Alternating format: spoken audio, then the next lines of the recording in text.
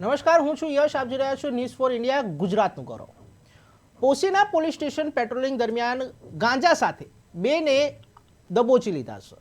ત્યારે સાબરકાંઠાની આ ઘટના સામે આવી છે. સાબરકાંઠા જિલ્લામાં ગેરકાયદેસર એનડીપીએસના કેસો શોધી કાઢવા તથા એસઓજી ચાર્ટર મુજબની કામગીરી કરવા માટે ગાંધીનગર વિભાગના નાયબ પોલીસ મહાનિરીક્ષક વિરેન્દ્રસિંહ યાદવ અને પોલીસ અધિક્ષક વિજયકુમાર પટેલ દ્વારા પરિણામલક્ષી કામગીરી કરવા અપાયેલા સૂચના અને Sabarkantha SOG police inspector NN રબારીના માર્ગદર્શન હેઠળ આ કાર્ય કરવામાં આવ્યું હતું. SOG police sub inspector SJ Goswami સહિત SOG staff Poshina police station આ આરોપીઓને ધરપકડ કરી છે.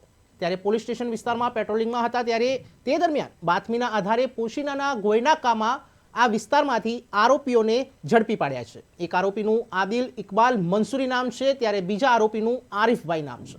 ત્યારે ઇકબાલ મંસૂરી બંને દાતા જિલ્લાના રહેવાસી છે. આ બંને શખ્સો પાસેથી માદક પદાર્થ ગાંજો મળી આવ્યો હતો.